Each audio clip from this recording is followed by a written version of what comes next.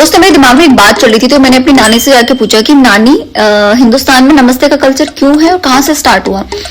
तो उन्होंने मुझसे कहा कि बेटा पहले के लोग ना लोटा लेके जाते थे जंगल में, तो किसी को नहीं पता होता था कि उसने हाथ धोए या नहीं धोए, तो वहां से स्टार्ट हुआ नमस्ते बोलने का कल्चर, ताकि शेखर ना करना पड़े। ये रहस्य था इसके पीछे, सीरियसली। दोस्तों भगवान ने जब लड़कों को दुनिया में भेजा था तो भेजा साथ में भेजा था। अब वो शादी कर ले तो हमारी क्या गलती है। दोस्तों कल मैंने अपनी पड़ोसन से पूछा कि बहन तेरे घर से हमेशा हंसने की आवाज आती रहती है, तेरी खुशहाल जिंदगी का राज क्या है, मुझे भी बता। तो उसने कहा कि अगर मेरे हस्बैंड से कोई गलती हो जाती है तो मैं चप्पल मार के फेंकती हूँ, लग जाती तो मैं हंसती हूँ, नहीं लगती तो वो हंसते हैं, और ऐसे हंसी खुशी भगवान की दुआ से हमारी जिंदगी चल रही है। तो आजकल के पेरेंट्स भी बड़े स्मार्ट हैं। गर्मी शुरू होते हैं अपने बच्चों को घुमाने ले जाते हैं, कोई गोवा, कोई मनाली, कोई शिमला, और कुछ तो आउट ऑफ इंडिया। एक मेरे पिताजी थे, गर्मी शुरू होते ही हम तीनों भाई बहन को टकला कर देते थे ताकि गर्मी ना लगे। तो उसके घर पे जो भी रिश्तेदार आता है ना, एक ही क्वेश्चन पूछता है, बेटा बड़े होके क्या बनोगे।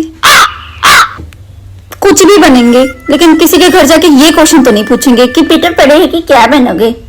दोस्तों अचानक से मुझे कोई बात याद आ गई, मुझे लगा आप लोगों से शेयर करना चाहिए। आजकल तो नहीं होता क्योंकि जेनजी आ गए हैं, बट हमारे टाइम पे ऐसा होता था कि मम्मी नमकीन बिस्किट छुपा के रखती थी किसी खोपचे में, डब्बे के अंदर। वो तभी निकलता था जब घर पे मेहमान आते थे। तो एक बार मेरे एक चाचा जी आए घर पे, तभी वो निकाला वही नमकीन बिस्किट चाय के साथ। तो चाचा जी हमारे पूछते कि और बेटा क्या प्लान है आगे का। तो फटाक से हम तीनों भाई बहन बोले, चाचा जी नमकीन तो आप सारी खा गए, आप जाकर तो बिस्किट खाने का प्लान है। कैसे थे ना हम लोग, मतलब दुनिया से अनजान।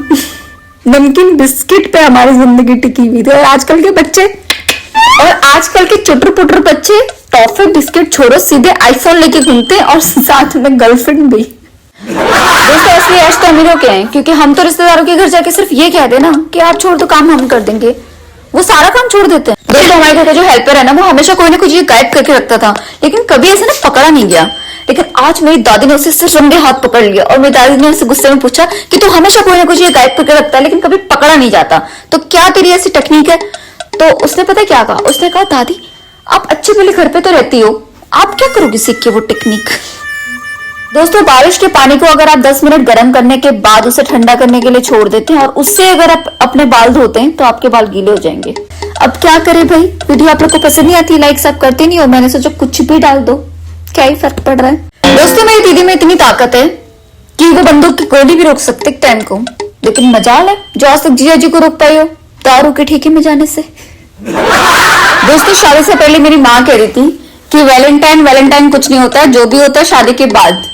और शादी के पतिदेव कहते हैं कि ये चौचले तो शादी से पहले के हैं।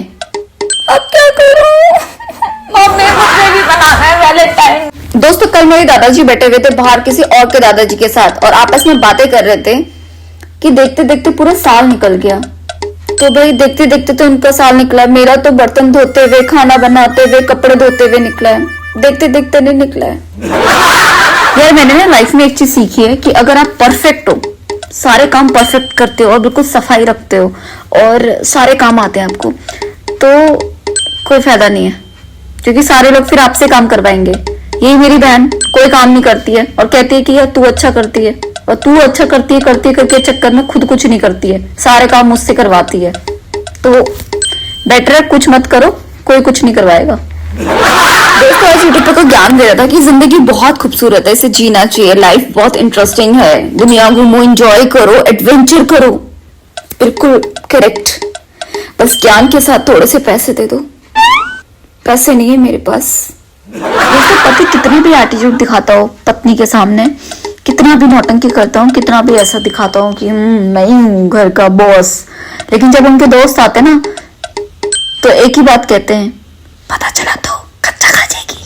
तो मुझे लगता है कि मुझे ना वीडियो बनाना बंद कर देना चाहिए, क्योंकि मैंने ना एक वीडियो देखी, मैं शॉक्ड हो गई। मतलब वो दादी है, सिर्फ वो खांसती हैं, खांसने की वीडियो डालती है और उनके कमेंट सेक्शन भरे पड़े रहते हैं कि दादी आज बड़ा ऊंचा खांसी हो, दादी आज बड़ा सुर में खांसी हो, दादी आज आपकी आवाज कम लग रही है, आपकी तबीयत तो खराब नहीं है, दिल की इमोजी। और फॉलोवर्स पता कितने उनके, मिलियंस। और लाइक्स आते हैं उनके एक वीडियो पर 500, 200, 300 के लाइक्स। अब मेरी वीडियो पे पता है कितने आते हैं, 2, सिर्फ 2 के नहीं, 5, मैक्सिमम 10। जिस दिन 10 आ जाते ना मैं तो खुश मारे पागल हो जाती हूँ। मैं सोची दादी के साथ कोलैबोरेशन करती हूँ, बट ऐसा ना हो दादी की किस्मत भी खराब हो जाए, मेरे कोलैबोरेशन करते हैं उनके भी फॉलोवर्स कम हो जाए। मुझे तो डूब के मर जाना चाहिए।